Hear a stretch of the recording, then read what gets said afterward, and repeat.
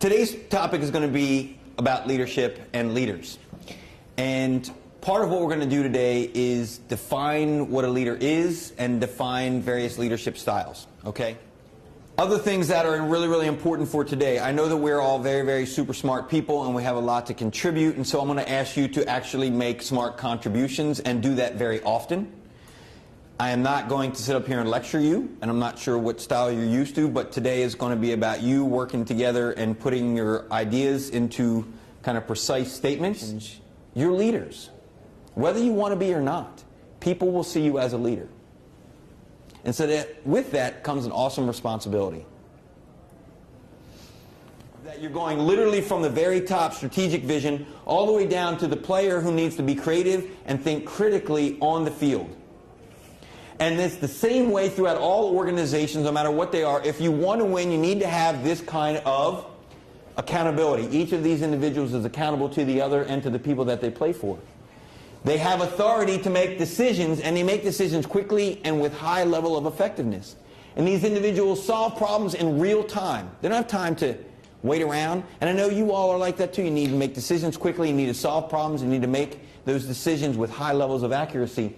And these people just get the job done. And what they do is they lead, because if you're doing all of the doing, then you're doing none of the leading.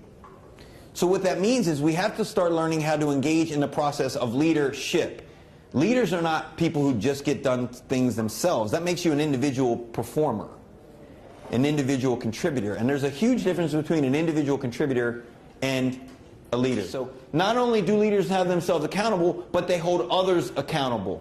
Because it's up to us as leaders, when we see something that's not right, to actually do something about it, right? But I want you to write the things that you say, you know what, I do this and it doesn't make me a good leader.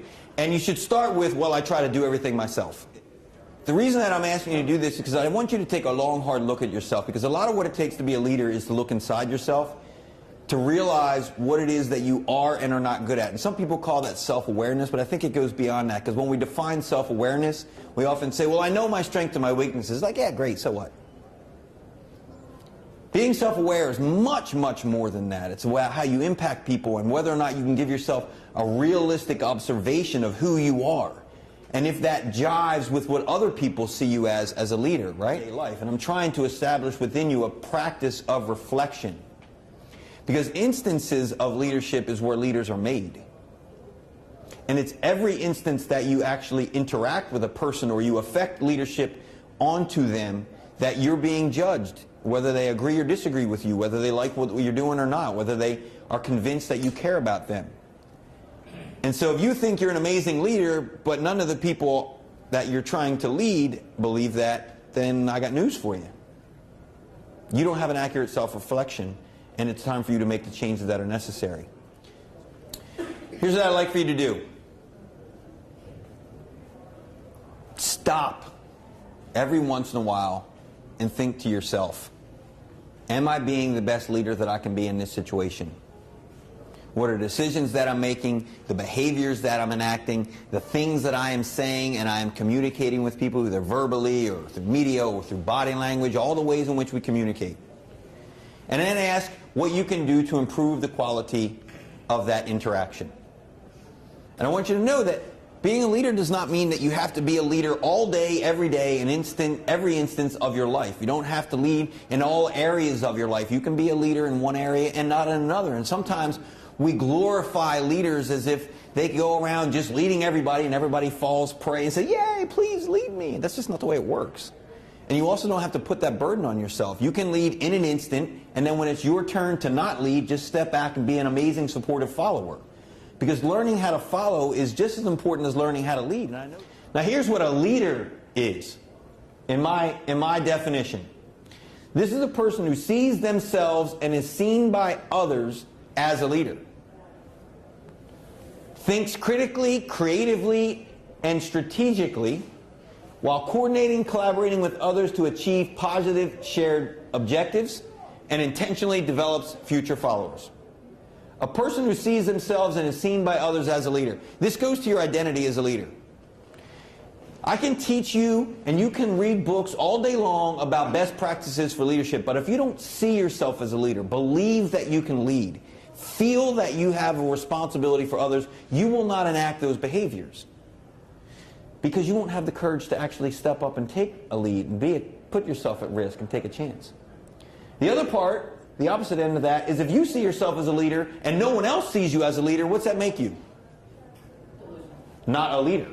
Other people have to see you as a leader. Thinks critically, creatively, and strategically. We have to problem solve through critical thinking. We have to include all of the elements.